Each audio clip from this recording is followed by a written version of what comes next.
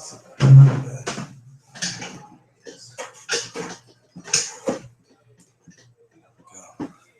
right. Hello, everybody. Thank you for joining me on Ask Jun the Groomer. This is another episode. We're starting a little bit on late on a different time because things just. Here's the thing. Within the past few weeks, I've gotten so busy that I literally can't take another appointment till like October 10th or something like that. And I'm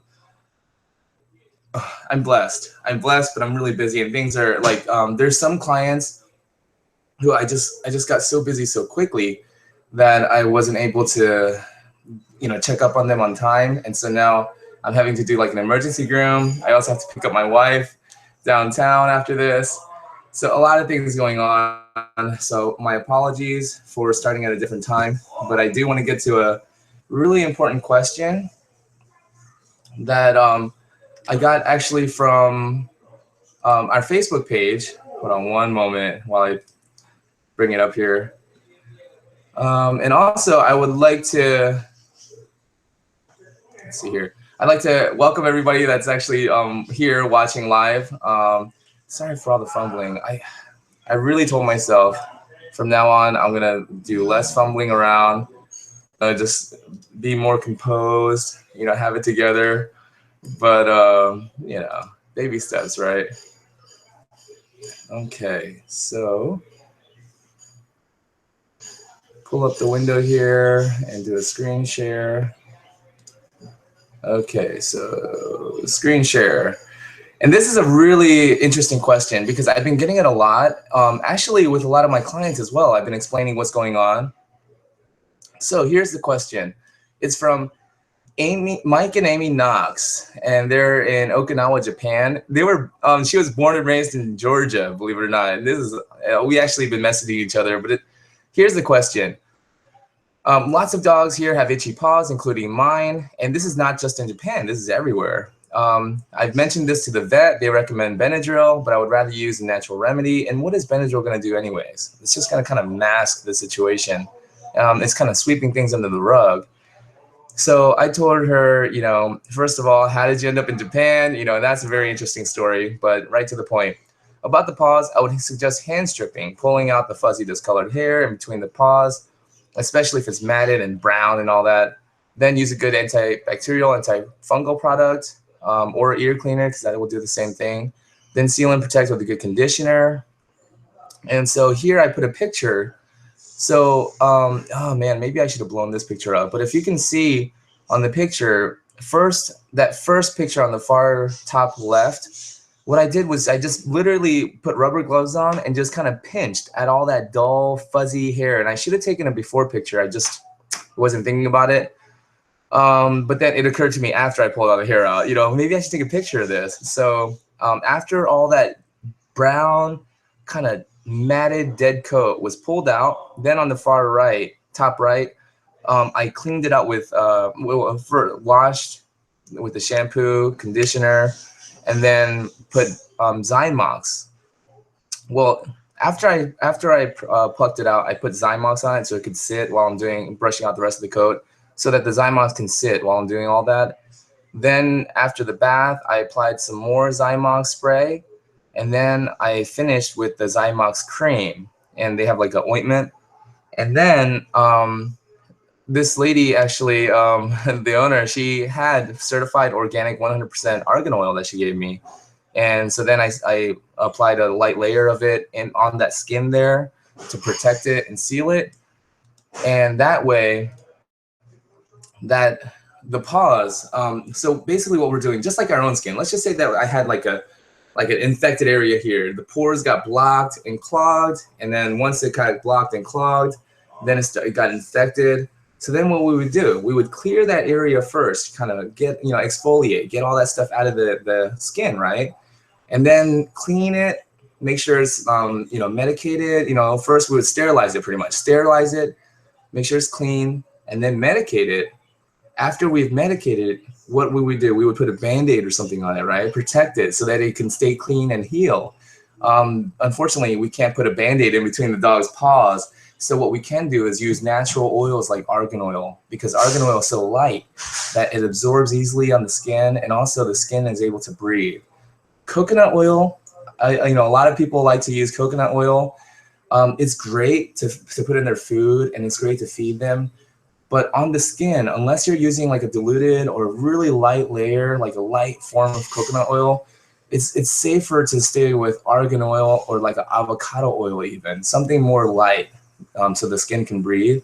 And once we do that, and if you look at that picture again, you can go back and look at it, but the skin looks red and raw and nasty. It doesn't look good, and that's the thing. Sometimes it actually it looks worse before it gets better. So the bad news is, for now, the paws, in between the paws, it looks a little bit red and raw. How did you wanted to know if you don't want to keep that? Maybe after this. I got like 1 hour, but actually after this I gotta go pick up mommy. Okay. Maybe I'll take a kimbap to go. Say hi to everybody. Hi. I'm answering a question about dog paws. In between the paws, it gets like brown and they itch and they start licking. Ew. Yeah, so how to get the dogs to stop itching and licking their paws. So that's Ava, everybody. Let's see here. Nanny Ortiz. Hello, June. Oh, hi, Nanny. Oh, Christine Paradise. No worries. Thank you, Christine. Thank you for being so understanding. Oh, and so here is Annabelle. My little Annabelle. Say hi to everybody. Say hi, Christine. Hi, Nanny. And Katie K. Hey, June. I don't think you are fumbling at all. Please carry on just as you are. I love you. Thank you, Katie. Katie K, I was wondering if you do more videos on dog behavior as related to the groomer. Loved your video with the cranky Shih Tzu. Ah, okay. Oh, Christine says hi, girls. Hi.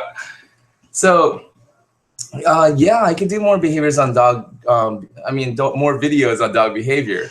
And here's the cool thing. I really feel lucky that I was able to go to Utah and work with all those dog trainers, because they were really specialized in like aggressive dogs and dog behavior modification and rehabilitation and things like that.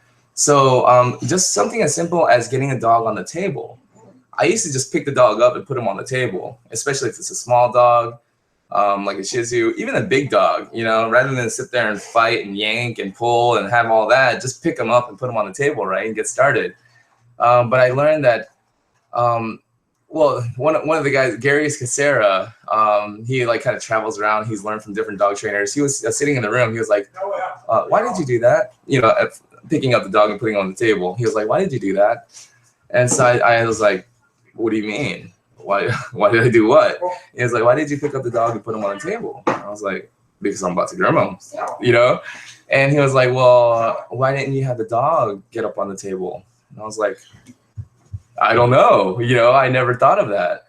And he was explaining to me that if we have the dog get up on the table, at least, put the front paws on. If it's, if it really can't get on the table physically, at least put the front paws and kind of help guide the back paws up onto the table. So it's at least doing halfway the work, And he was explaining that if we do that, by using a technique called pressure and release that I talked about in another one of these Ask Jun the Groomer episodes we did, but by using a technique called pressure and release, putting pressure, and as soon as the dog moves in the direction that we're pulling, release the pressure. So the dog understands, okay, when I move this way, there's no pressure. Anyways, by using different techniques and getting the dog to get up on the table on their own, rather than picking them up and putting them on the table, just something as simple as that, investing that time to gain their trust and get them on the table, to get them on the table, like have them get up on their own. Just as something as simple as that changes the entire grooming experience, the whole session, the entire grooming session. Literally, the tone changes just by something as simple as getting the dog to get up on the table on its own, cooperating with them, and earning that cooperation rather than just picking them up and putting them on the table.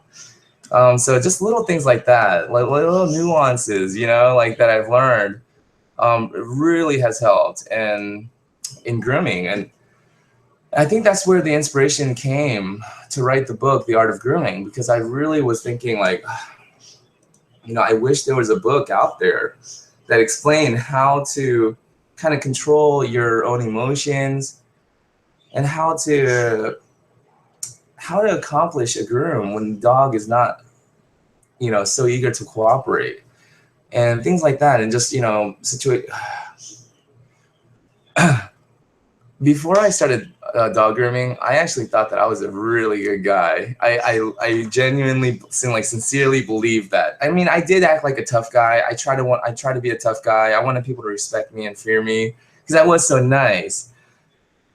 And I didn't want to get taken advantage of and walked all over. So I kind of had this. I tried to put on this tough guy image, but anyways, yeah, like I really did think though at the core I was a very nice guy. I'm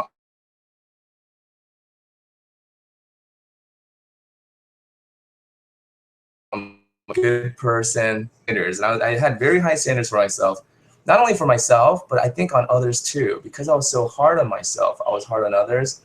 So this is kind of who I was before I started grooming. And I'm so glad that I started dog grooming because dogs, they will literally show you who you really are.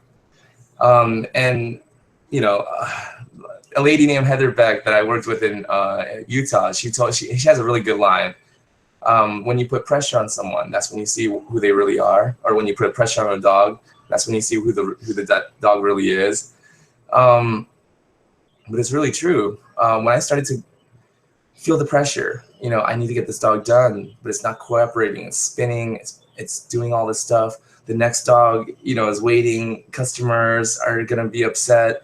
And when I started to feel the pressure, I started feeling upset and frustrated with the dog. And I would catch myself several times on several dogs, especially the dogs that kind of, do this the whole time. When you're trying to work on the head, they're doing this the whole time. And you're like, God, stop it, I really feel like those are the opportunities for us, for myself especially, to step back and say, whoa, why am I letting this bother me so much? And maybe I do have these flaws in my character that I didn't know that I had or that I've been denying, And I really like this quote. It says that most of us would learn from our mistakes if we weren't so busy denying them. And I think I think that's a really challenging part of grooming is that it's hard to improve as a dog groomer. Oh, Erica Baird. Erica, nice to see you again, Erica. Thank you so much for joining us. Any grooming questions? But anyways, I really feel like it's grooming has helped me become a better person. Just because I've had to, if I wanted to improve, and I really, really wanted to become a better groomer and improve, I still do. I always have this desire to become a better groomer. But if I had to acknowledge, if I want to become better, I have to be more open to criticism. I have to be more open to admitting my mistakes, admitting my flaws, and just, being okay with saying, hey, I messed up. I lost my temper. I lost my cool during that groom. And improve and learn from that, and that's, it's really, because a couple weeks ago when I did the dog grooming seminar, in my opinion, it was a flop. It was crash and burn, train wreck. But when I was even taking feedback from my wife and I were talking about it. We were having our little powwow session afterwards. It was really tough. And I even got defensive one time. My wife was explaining how sometimes I talk over people, not intending to, but they're asking a question, and before they even finish it, I'm just like, oh, I'm so eager, and I talk over them. And then I said something like, well, you talk over me all the time. I was just saying something before you said that, and you were talking over me, and I got defensive, and I was like, I had to catch myself and say, you know what, I'm sorry. I just got defensive and threw it back on you. Like, you're right. I do talk over people sometimes, but that's a challenge. And I think that no matter what it is, if you're a groomer, a painter, a carpenter, whatever it is, even if you're a singer, any craft, I feel like if you want to become better, if you want to perform at the level where you feel fulfillment, you feel self-satisfaction, and you feel proud of yourself, self-respect, we have to be open to criticism, and we have to be open to feedback. And that's something I've been working on too. Christine Paradise, what are some good ways to get my name out there for grooming? So Christine Paradise, here's one thing that I would suggest is like when I don't do it so much anymore, just because I am super busy now. I literally don't have enough time to email back people who are trying to schedule grooms with me. So right now I'm kind of shifting my focus from doing so much like content on social media and things like that to like really trying to get my house call business thing organized, so I have a good schedule system going. I'm right now I don't even know who I'm grooming like next week, but I know it's packed. So I just need to get like a more organized, more focused on my business for now. But I still do want to do this at least once a week, quick Q&A, because I want to stay connected with everyone that's been supporting me. Now that I feel like I'm in a good place and I'm busy and things are good, I don't want to just be like, well, peace out. Thanks for all the support, guys. See you later. So this is really important to me too. But my suggestion to you, Christine, would be when I was writing a lot of blogs and putting a lot of content out there, I would share it on all the different grooming groups, and I would join as many. I like try to join as many as I could. But Groomers Uplifting Groomers was a good one for me. There's one called Dog Groomers with 2 exclamation points. There's one called Dog Groomers Only, but anyways, and there's one called like Dog Grooming. But once I joined all these groups, then I used that as a way to kind of market myself. And Facebook is free, so every time I would write a blog or a MailChimp, I used MailChimp to stay in touch with my clients and people who wanted to get grooming tips and kind of stay updated with what I was doing. But every time I did a MailChimp newsletter campaign, I shared it on all these Facebook groups. And here's a warning: when you put your stuff out there like that, you're gonna get some negative feedback. Kind of just what I was talking about. Some is gonna be helpful. Others are just trolls. They're just trying to get a response from you. They're just trying to get, trying to get, push your buttons pretty much. But some are very actually helpful, and it does hurt. It is kind of critical, but you have to read it and think to myself, like, do they have a point there? Is this something that I could work on? This one comment was like, your videos suck and you talk too much, and I was thinking, okay, well, the video qualities and the audio quality, it could be improved. It kind of does suck, and maybe I do talk too much. So these days I've really been focusing on trying to listen more. When someone talks, I just want to give them eye contact and just pause. When they stop talking, pause, rather than try to respond really quick. But but Christine, as far as getting your name out there in the grooming industry, I would share as much good content as possible on Twitter, Facebook, Instagram, all of these social networks. And I think the key is sharing good content. It has to, every time I post something, I really ask myself critically, is this helpful, or is it inspirational, or is it informative? Is it practical? Is this beneficial to the person that's gonna see it? So I used to post stuff like, hey guys, it's June, I'm eating dinner, and look at the dinner I'm eating. I don't think that's a good way to do it, personally. I've done it, and I think it's better to maybe put less content out there, but every time you do put something out there to share with people, it really is helpful, and the intention is to be helpful and practical or inspirational, and people will feel that, and it has to be genuine. It really does. Let's see here. Okay, whoa, all these comments all of a sudden. So Yeah, for good ways to get your name out there for grooming, you know, like I did, make a YouTube channel. But here's the thing. I think if I made this YouTube channel in the beginning with the belief that I was gonna get all of these, you know, 11,000 subscribers and, you know, all this stuff and all this support, I probably would have felt too intimidated. The pressure would have been too much. It's because I thought that nobody was gonna watch this. You know, I was thinking maybe my daughters will watch it when I'm dead. You know, um, but you know, take the pressure off, and I think that's when you can really be genuine, and that's when either people like you or they don't. You know, at first a lot of people didn't like me. You know, and now that I've kind of gained some traction, you know, I think it's pretty cool. But good luck to you, Christine. Share your stuff with me, and I'll retweet it. I'll repost it. Dizzy Lizzie's Creations. Hi, hi, Dizzy Lizzie Creations. Erica Baird. I'm planning on getting a puppy soon, and I really want a Shih Tzu puppy again. Do you think a Shih Tzu would be okay with small children?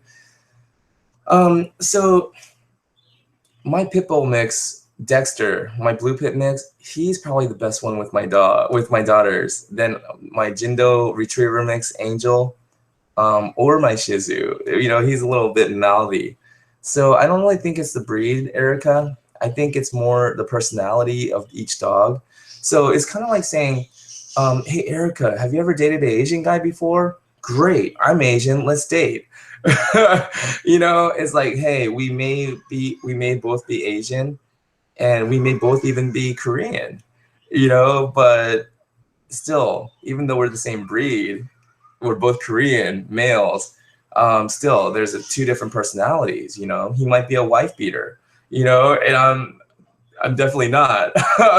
So, but anyways, what I'm saying is that your other Shih Tzu may have been great with children. Your next Shih Tzu may not be, you know, and really it's just every dog has a different personality, just like every person has a different personality. So it's more the personality. When you go and pick your Shih Tzu, whether it's at a rescue or whether you're adopting or buying, try to look for one that maybe has like a lower energy, or even you know, maybe even like a hyper happy-go-lucky dog, but not so aggressive.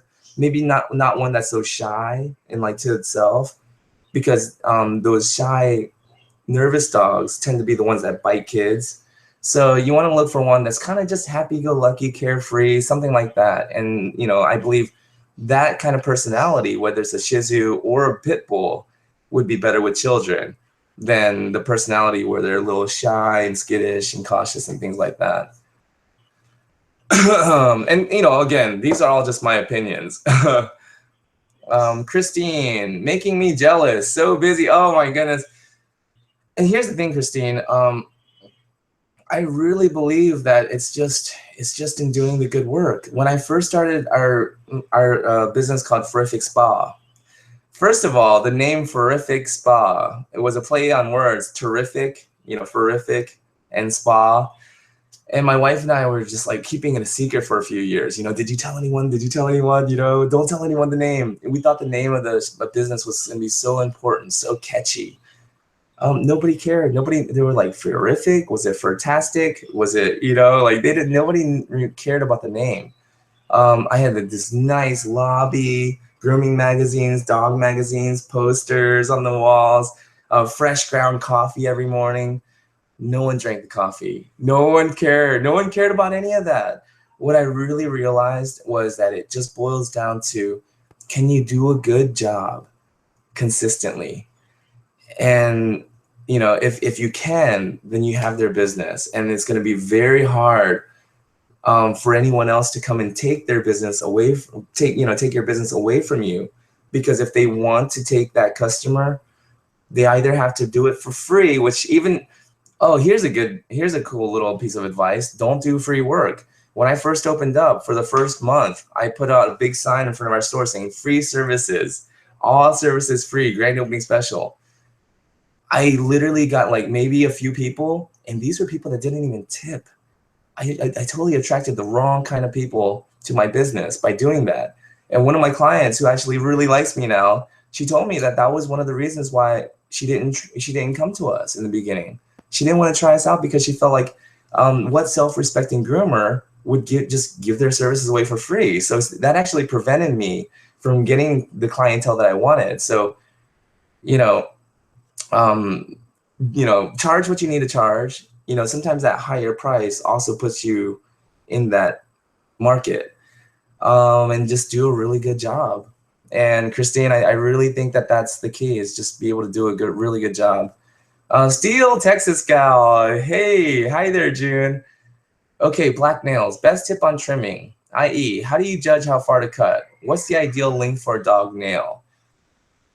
I really wish I had a dog here, because seeing the actual nail would probably be the best way, but let's see here.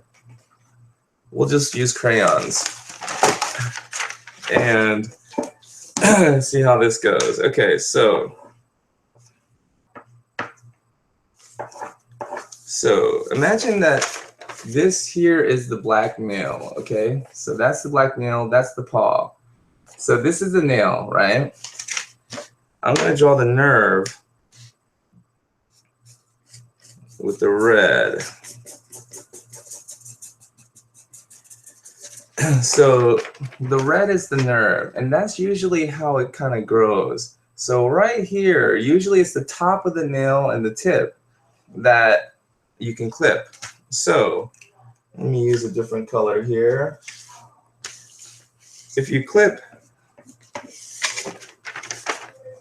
horizontally, right there, see how you can catch that nerve right there at the bottom. And that's usually what people do. They usually clip horizontally to the pad.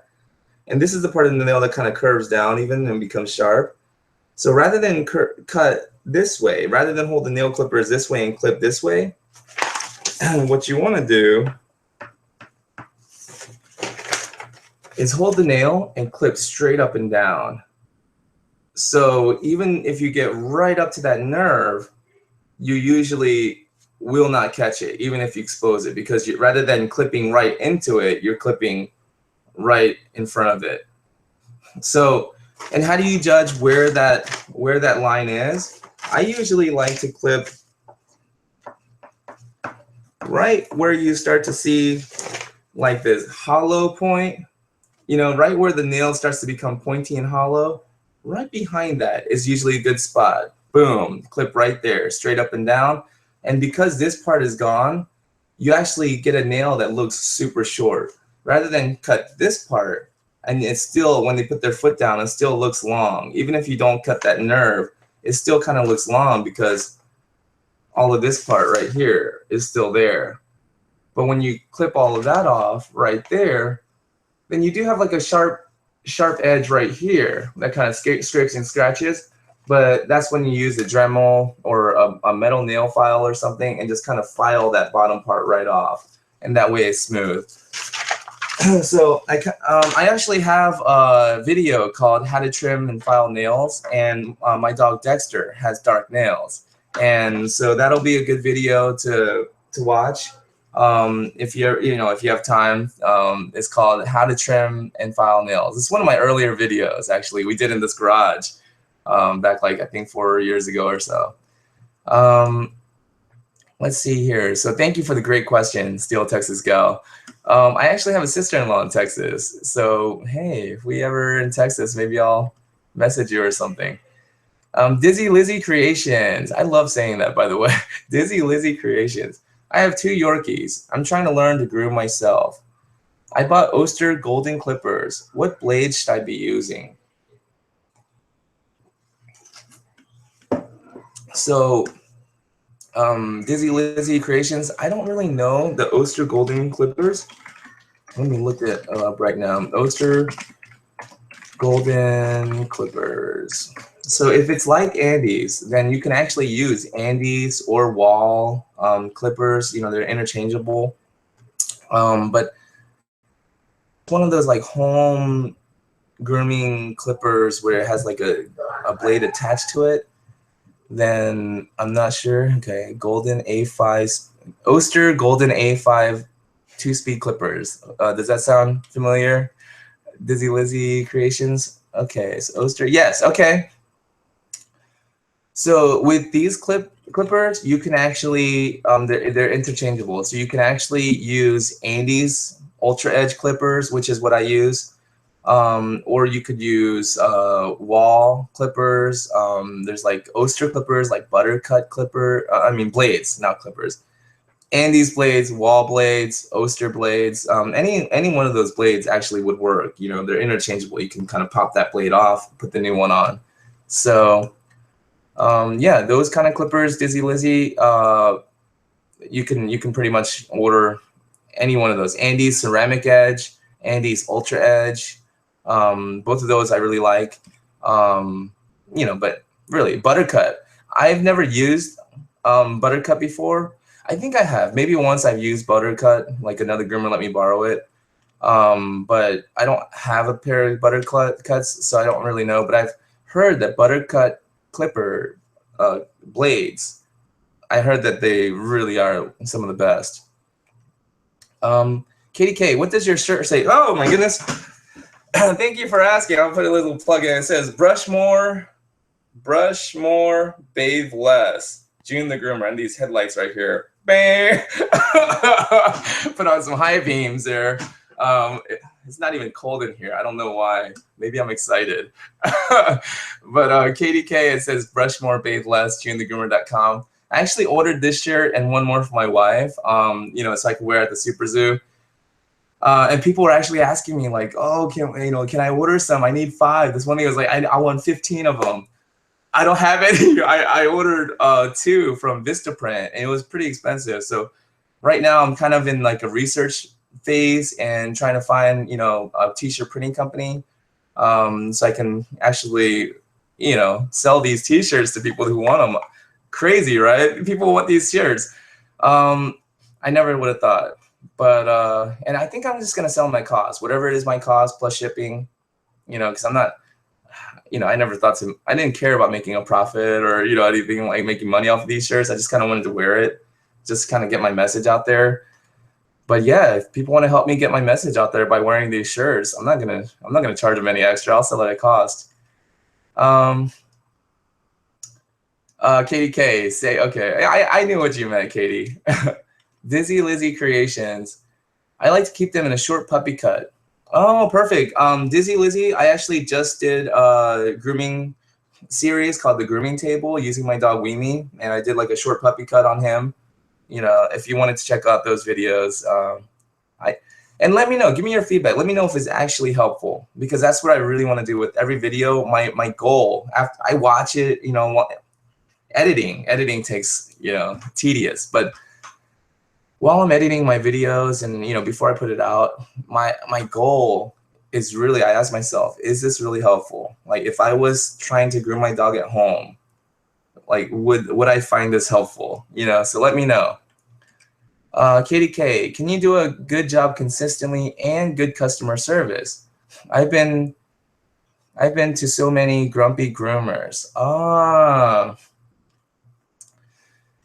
And Katie, I have to admit that sometimes I have to fight that feeling. I feel grumpy sometimes, especially after combing a dog, you know, for 2-3 hours. And I'm like, still haven't washed, you know, gotten to the washing part yet, just because there's so much to comb out.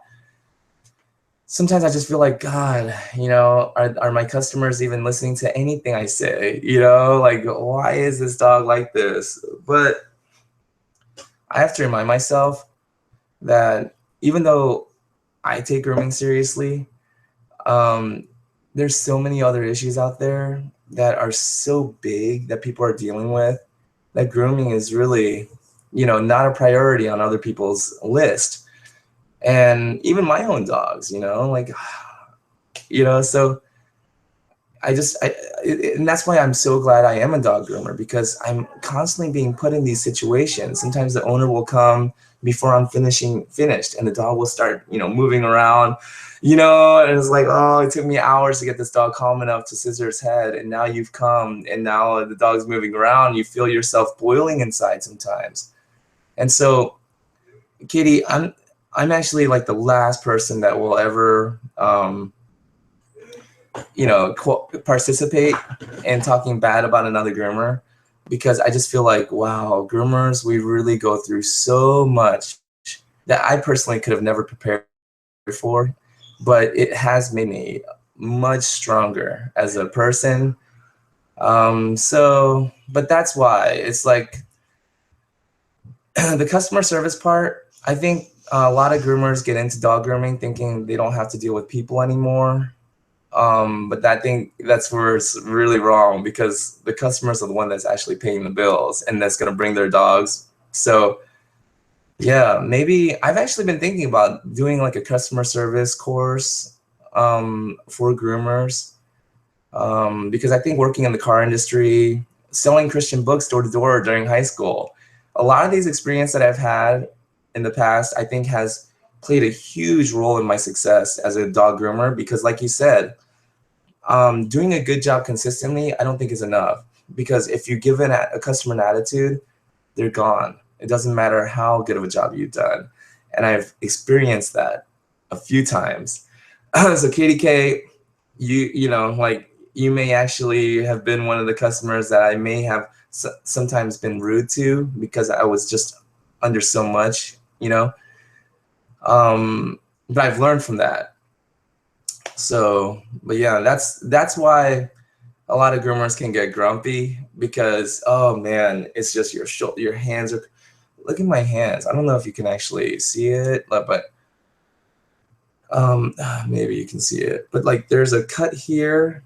There's a cut here, and these are just kind of splits and cracks, and right here, and my hands are swollen, and I actually have to groom 2 dogs later this evening. But yeah, that's why it's like everything hurts. Everything hurts. Oh man, you know. And we're working as fast as we can, but these aren't dishes. They don't stay still, you know. So I think a groomer usually is under the pressure of time, the anxiety of the customer not being happy that the groom's not done yet. You know, the dog not cooperating. All of these things add stress. And that's why I wrote The Art of Grooming, because I really wanted a book that helped me understand how I can stay in control of my own emotions and stay calm, even though all of this craziness is going around me. And that's what I really wanted to accomplish with The Art of Grooming, is writing a book that shared a philosophy on not just how to groom, not just how to groom like a how-to, like notes from the grooming table, but more of a how-to, as in like how to be while you're grooming, you know? So that's kind of what it came from. But trust me, Katie, I understand, and I'm sorry that a lot of groomers are, you know, grumpy sometimes, and I actually have been guilty of that too. So that's something that we can work on. Theodora Paz, Theodora, how do you charge for the full service groom? Okay, so just my personal philosophy. This is just my personal philosophy on pricing. I charge one price. I don't charge any add-ons. I don't charge a dematting fee. I don't charge for extra medication. None of that. I charge one price. And the first visit, usually, because when I get a new customer, I usually block off the day because I don't know what to expect. So usually when I get a new client, that first visit financially is a loss to me, because I'm only charging like maybe $80 or $65, $75, sometimes $120, depending on what the dog is. But I'm charging anywhere from $70 to $125 for an entire day. Bye, Annabelle. Oh, you don't have to go yet. Maybe like 20 more minutes. But anyways, but here's my theory: is that by the third visit, it's only taking a few hours, and I'm going in there and I'm getting the groom done in a lot less time, but I'm still charging the same price. The price never changes for me. So about the third visit, the second visit sometimes, but about the third visit is actually when I'm starting to make a profit. And then I can actually do another appointment, you know, after that appointment. And so, but whenever I get a new client, I do feel like it's that initial investment. And I asked myself, how much would I be willing to spend in advertisement just to get someone to come, try me? It could cost thousands, at least hundreds for advertisement. So I don't spend any money on advertisement. I don't actually spend like a dime on advertisement. Oh, I take that back. I did spend a little bit of money on Facebook advertisement for the dog grooming seminar to try to get that out there. But other than that, because I wanted people to come to the dog grooming seminar. But other than that, I've never advertised my services before. But it's all been word of mouth, and it's really because I take that time to invest on the front end. And even though it's a loss for me financially, eventually I make it up. Not only do I make it up, but it's like a tree. You plant an apple tree, take care of it. You don't just get one apple, you get hundreds of apples, So that's just my theory on how to charge for grooming. It may not be popular. And I know a lot of people may disagree with it because it is financially, you take a hit that first visit, but in the long run, you get to the point where I am now, where I'm booked out almost a full month ahead. I actually am about to raise my prices on new clients because I feel like rather than cut off the client list and say, I'm not taking any more clients, you can join a waiting list. Rather than do that, I think maybe just raise the prices so that new clients understand this is an investment, and maybe do it that way. But yeah, I'm kind of redoing my business plan right now because of the demand that I'm getting. But that's the thing. I wouldn't have this demand if I relied on flashy advertisements, if I relied on social media and relied on all these things. I really didn't. I just relied on going in there and being willing to sweat it out. Just sweat it out, and no matter how long it takes, do a good job. And I think that's really the reason for my success. Dizzy, if you could call it success, Well, the success is, according to Earl Nightingale, success is doing what you want to do because you want to do it. So I guess I'm successful, right? Yes, Annabelle. Oh, show everybody your hat. No? Okay. Yeah, I know. That's why I thought it was funny. Dizzy Lizzy Creation, size of blades. Dizzy Lizzy Creations, size, question mark, question mark. Dizzy Lizzy Creations, laughing my butt off. She's laughing about the headlights. Okay, so Dizzy Lizzy, let's see here. Okay, she's gonna clarify here. So Steel, Texas gal, whoa, awesome advice on the nail trim. I'll be watching your nail trim video ASAP. Thank you, Steel, Texas gal. By the way, I'm in the DFW area. Dallas, Fort Worth. Okay, so you're in the Dallas, Fort Worth area, and I would love to meet the fam. Let's do it. Let's meet up at like steakhouse or something, Katie K. Oh me, OMG, you're hilarious. Thank you, Katie. Sometimes I wonder, like, am I the only one that thinks I'm funny? Dizzy Lizzy Creations. I'll go watch. Okay. Okay, so here's she Dizzy Lizzy Creations clarifies. I was asking what size of blades and combs. Okay. The size of the blade and comb really depends on how much hair you want to leave. So with animal clipper blades, when you're dealing with dog clippers, the higher the number, the shorter the blade. So for example, a 30 blade, I like to use a 30 blade on the bottom of the pads, just to kind of skim the pads, get a really short cut. That way it's nice and clean under the pads. A 10 blade. So a 10 blade is a little bit longer than a 30 blade, but still pretty short. So I use a 10 blade on like the sanitary areas, in the tummy area, where the pee-pee is, where the butthole is, things like that.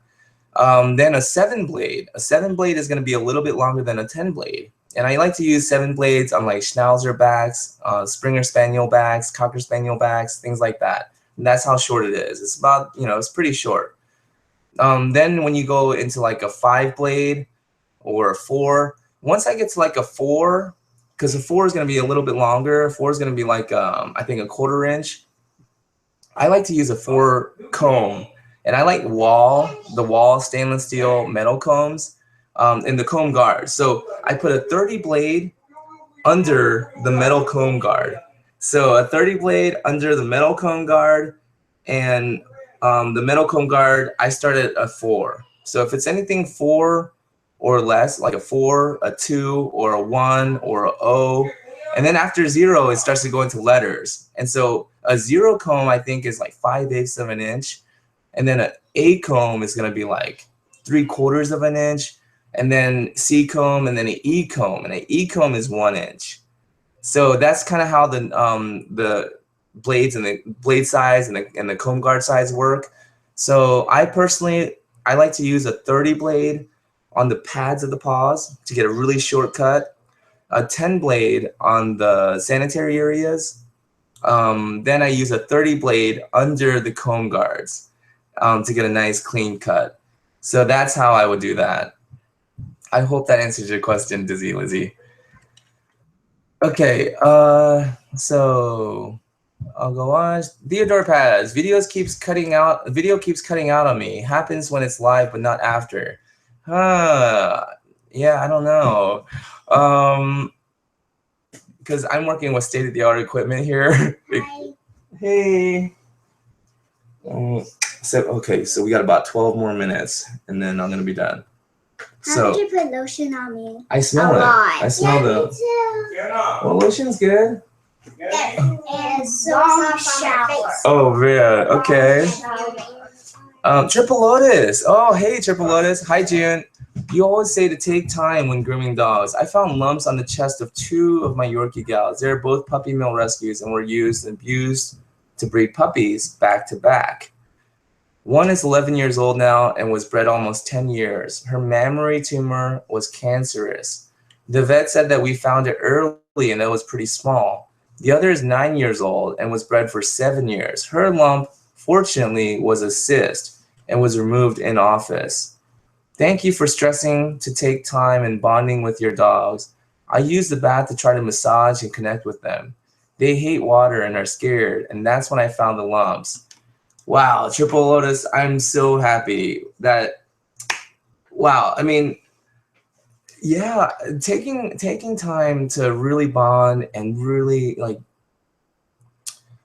not just look at grooming as something you check off the list, you know, but looking at it as a way to really bond with your dog and show them that you care about them. Things like this, you know, you find things that may be hurting them or maybe, you know, a risk to them, to their health, but you find it early enough by grooming them and really paying attention, staying focused in the moment.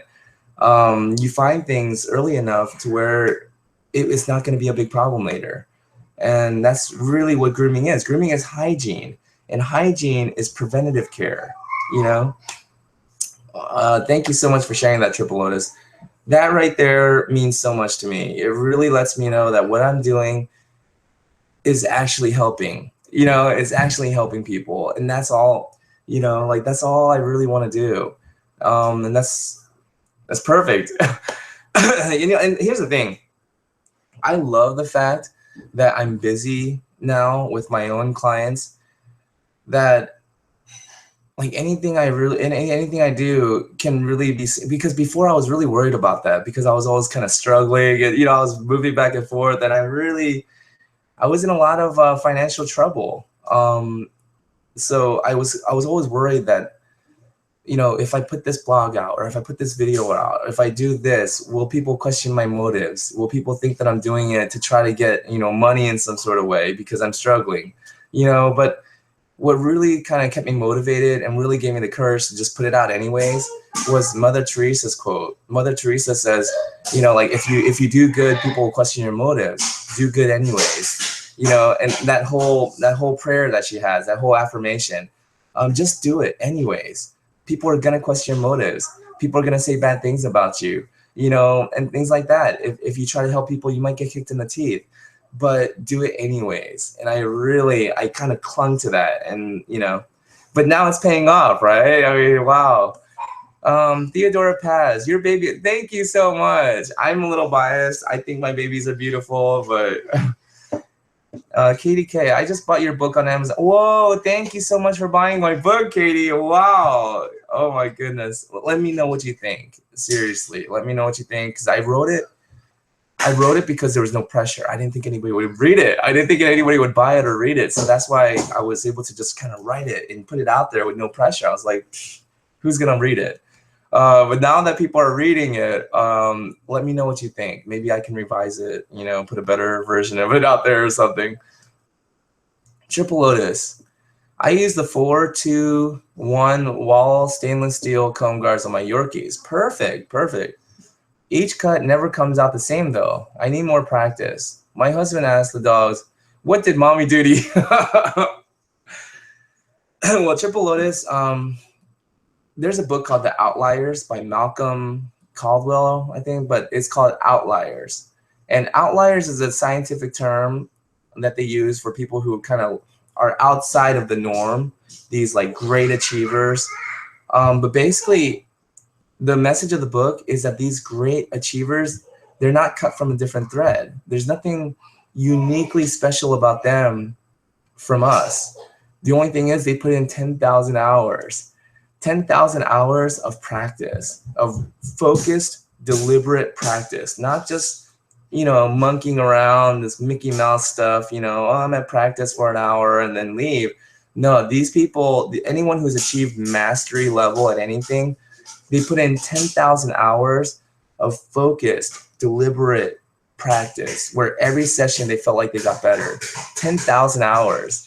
So it's just hours on the mat. Like they say in horseback riding, even it's hours on the saddle, you know. So Triple Lotus, don't be so hard on yourself, especially if you've done a bad haircut or what you think is a bad haircut. When you look at your dog, just maybe, you know, in a positive way, look at things that you might be able to do better next time and just laugh it off. Because if you look at your dog and you feel this, I suck, you know, look at that haircut, I'm never gonna be a good, you know, all these negative feelings and thoughts. Your dog doesn't know that you're thinking them and feeling those things about yourself. Your dog will just know that you're looking at them and you're feeling disappointed. They're like, I gotta fix this, you know, something's wrong. I did something wrong, you know. So rather than do that, just look at your dog's haircut, especially when your husband says, "What did mommy do to you?" You know, I spent time with them and I showed them that I cared about them for a few hours. You know, that's what I did. And also the haircut, you know, maybe I can prove here, oh, you look so funny, you know, things like that, because dogs can literally smell how we're feeling. So, Steel Texas Gal, since you stress brush more, bathe less, truthfully, how often do you brush and bathe your fur babies? Okay, so Steel Texas Gal, you're gonna call me out? For real, you're gonna come on my show? You're gonna call me out? No, I was kidding. Honestly, I brush my dogs maybe once every week. Sometimes I go like a week and a half to 2 weeks, and I'll you know, go through with the comb and a brush. I just let my dogs out just a few minutes ago, and Dexter was on the grass rubbing his, you know, making those doggy snow angels, you know, rubbing himself on the grass, and that usually lets me know probably time to brush him. You know, he's trying to get some of that stuff out of his skin. So I brush my dogs about once every week or two, but I do a really good job, and I go through thoroughly. I spend about a good hour or so. The last time I washed my dogs was in Arizona, and we moved back to Georgia in May. So it's been at least 5 months. It's been at least 5 months since I washed my dogs, but they stay clean. Angel, she's still white and clean. They smell. And I have been saying like, oh, I gotta wash. And every time I have a day off and I'm thinking I gotta go wash my dogs, I brush them first.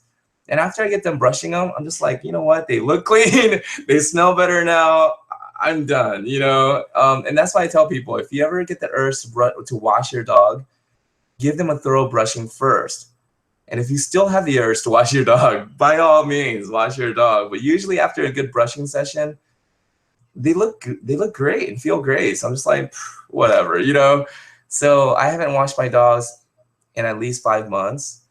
And the last time, no, actually, I washed Weemy. I washed Weemy a few months ago to make that dog grooming video. But Angel and Dexter haven't been washed in like 5 months. But I do brush them about once a week. And here's the thing, if you brush your dogs every day, you only have to spend about 15, 20 minutes. If you brush your dog once a week, you got to spend about an hour. But great question, Steel Texas Gal. Huh? Okay. Triple Lotus, KDK. It's a great book, very inspirational. Wow, thank you, Triple Lotus. Steel Texas Gal, how often do you trim them? Well, Angel is a retriever mix, so after I give her a good brush out, she looks sculpted and nice and thin, you know, so there's no reason to trim her. Dexter, the same thing. He's a blue pit mix, so a very short coat, so no reason to brush Dexter. Weemy, my Shih Tzu mix. I trim him. Let's see. I made the grooming table videos a few months, like every few months. But I like you know, he's my Shih Tzu mix. I kind of get a kick out of Weemy being a groomer's dog and looking so shaggy. And I call him my little sheepdog. It was hilarious one time. My wife and I were, you know, walking the dogs one morning, and he was, you know, I didn't clip the leash on him yet. And so he's out, and this lady's like, "Oh, what a cute dog!" And he goes running over to her, runs right past her because he couldn't see her. But anyways, yeah. So I don't really trim my dogs that often. So yeah, I only trim Weemy, my Shih Tzu mix. I give him a haircut after I wash him. I only wash him every few months. And my other two dogs, since they don't have long hair, they get washed maybe once or twice a year, if that. Triple Lotus, haha, calling you out. Yeah. Steel Texas Gal, rolling on the floor laughing. Jun's dogs are really dirty. So what are your thoughts on the doggy cologne or the scented dog ear wipes? I personally, rather than dog cologne, I would prefer like a dog conditioner, like Equis. Equis makes a great like spray-on conditioner.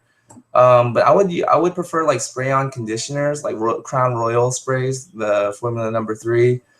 But I'm not a big fan of dog colognes, and I feel like the conditioning sprays, the leave-in conditioning sprays, they smell good enough, and they actually put oils and moisturize the skin. You know, it's beneficial. Cologne sometimes has like a drying effect. And then ear wipes, I like ear wipes, you know, especially if it keeps it clean. But after we wipe the ear, it's usually good to at least spray like the leave-in conditioning spray, bam, and just put, you know, kind of wipe the conditioner on the ear, the skin of the ear leather, or some argan oil or avocado oil, because it's mostly skin. We want to make sure it's oiled, because oil protects life. Oil protects trees, flowers, plants, you know, animals. Everything that has life is protected with a layer of oil.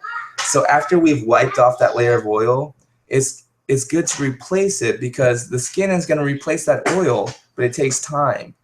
And in that time that the skin is replacing that oil, that layer of oil that we've wiped off, bacteria and yeast is very opportunistic, and it's going to start doing what it does in that time that it's trying to replace that layer of oil. So if we do use the ear wipes, I suggest following it up with a conditioning spray, because that has oils in it, or something light like avocado or argan oil, and a light layer just to protect the skin. Theodora Paz, I love that your book went into publication in the month of June. I didn't even realize that. Wow, yeah, that's interesting. But oh my goodness, it's 3 o'clock. Okay, so thank you so much everyone for watching. Thank you so much for the questions. Theodora, I really, oh my goodness, I love your questions. I love your participation. Steel Texas Gal, if I'm ever in the Dallas-Fort Worth area, I think my sister-in-law is in that area. I gotta double check. But yeah, in Triple Lotus, oh my goodness, thank you so much for you know, giving that confirmation that my book is actually good. Thank you so much, Triple Lotus. Bye bye. Thank you so much for joining me today. Any questions you guys have that we didn't get to today, hashtag Ask Jun the Groomer, and I'll start with that next week. Thank you guys so much. I had a lot of fun. I'll see you next week.